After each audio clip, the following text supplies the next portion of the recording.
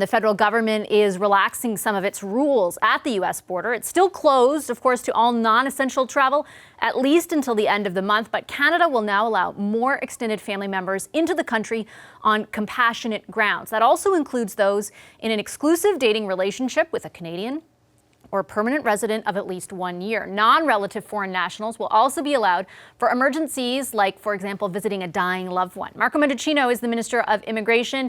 He joins us here in Ottawa to explain some more. Hi, Minister Mendicino. Good to have you on the program as always. Thanks for having me, Vashi. Minister, when do these new changes that your government is announcing begin to apply at the border?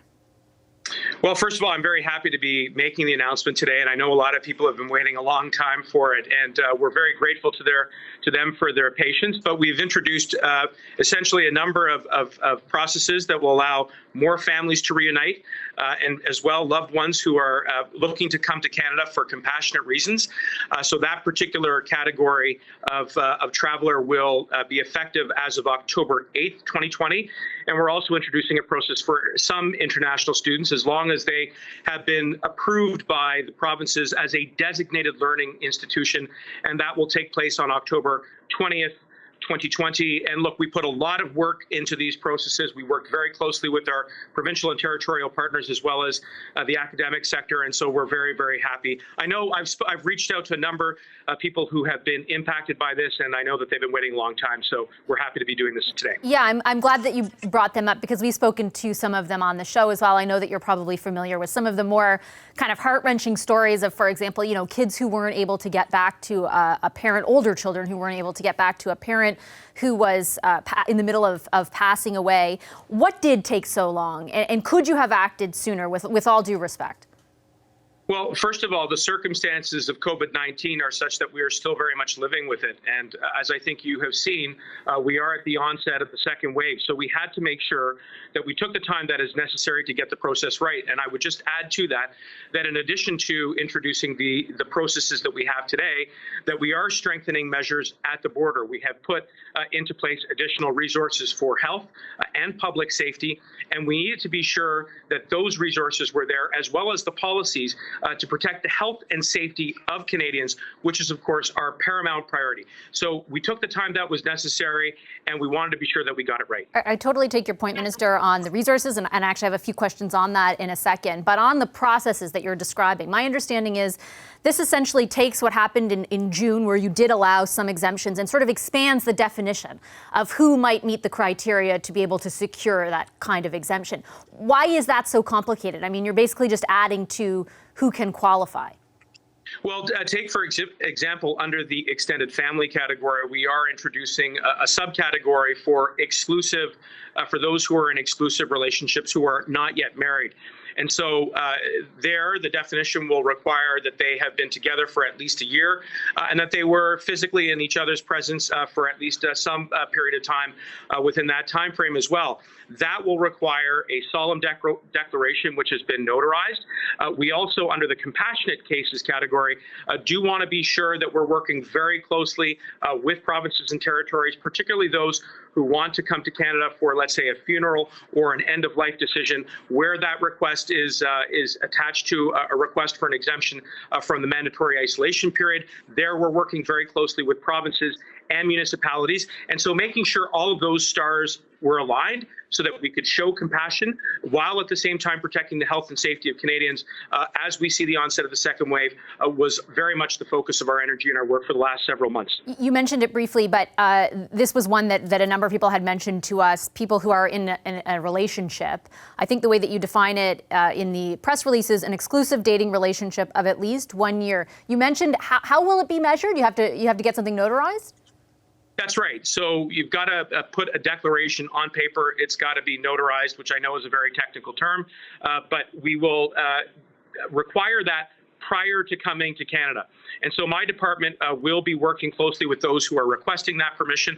And that's precisely why we have been working very diligently to make sure that when we announce this process, that we had one that was transparent, accessible, but also putting the health and safety of Canadians as our top priority. You mentioned strengthening some of the measures, strengthening compliance, I think it is, and enforcement efforts at the border. I wanted to ask you about a case that CBC had reported on and just sort of how that fits in. It's about that bill billionaire, the big Trump donor, President Donald Trump donor, who was able to land in her private plane and then go to a meeting and not have to go through the quarantine. I know that the government has said that was not a ministerial exemption, that it was a mistake that the CBSA made.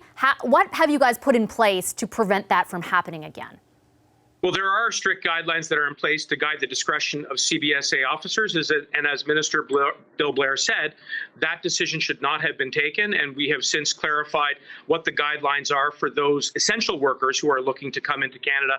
There has to be a 14-day quarantine period unless you're exempt for that for an essential purpose. Again, there's a process in place for that.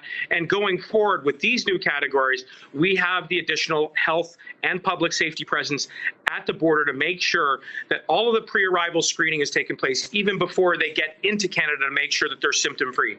And when they do come into Canada, to make sure that they've got all of the paperwork as well as the 14-day quarantine period plan in place. That has to be verified. It has to be checked. There's a diligent process, and all of that work has gone into the work up to today's announcement. Yeah, I'm not trying to take away from the process that's in place, but I'm trying to understand on behalf of, actually, it kind of connects to what you're announcing today, because the main group of people who were really upset by this story, of course, were those who could not reunite with their family, right? Could not go see their mom when she was ill. So what was it just that the interpretation of the rules that exist was faulty on the part of that agent or on the part of the CBSA, or is it that the rules itself need to be amended?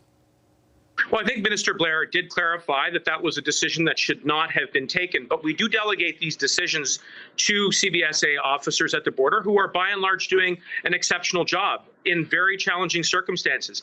And so I do think that we have the operational guidelines which provide the consistency, the transparency, and ultimately the fairness that achieves both compassion where we can, but responsibly with keeping Canadians healthy and safe.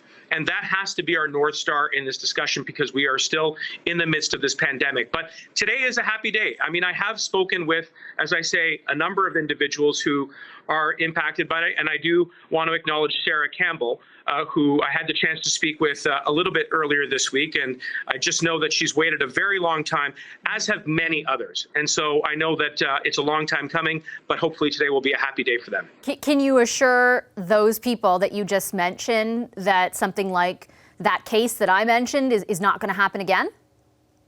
Well, what I can ensure is that we have the guidelines and the processes in place to be transparent, to be fair, to strike the balance of exercising compassion, but making sure that travelers, as well as the people that they are coming to visit in Canada, are protected and are kept safe and healthy. And that is, I believe, something that has been advanced with today's announcement. Before I let you go, Minister, I want to ask about just one other aspect of your file, and it kind of comes on the heels of what I think a lot of Canadians are talking about. That's the second wave. And in particular, in Ontario and Quebec, some of the numbers that we're seeing lately, some of the fears about the spread of the virus. In the throne speech, where migrant workers are concerned, it said the Canadian and migrant workers who produce, harvest, and process our food, from people picking fruit to packing seafood, have done an outstanding job getting good food on people's plates. They deserve the government's full support and protection. What does that actually mean?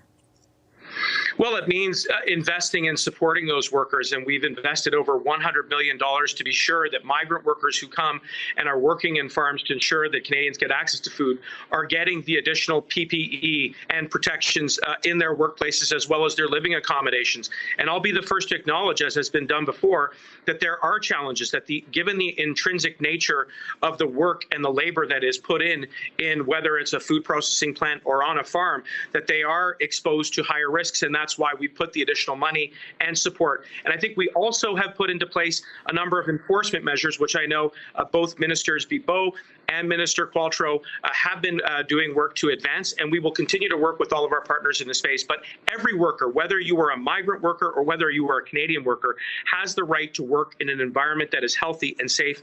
And I know that that is a value that will inform, to say nothing of the fact that immigration continues to be a lifeline throughout this pandemic. And I'm talking about essential services like food, like fuel, like health. I mean, there are very exceptional contributions which are being made by immigration, and I believe that it will continue to be not only an accelerator coming out of the pandemic, but it will drive our long-term prosperity. Specifically, though, on temporary foreign workers, I know that your government, for example, you talked about $100 million. At the end of July, there was an announcement for, I think, nearly $59 million. And a lot of that was supposed to be directed, I think about $16 million of it towards enforcement, which had been an issue prior to that announcement. How much of that money has been spent?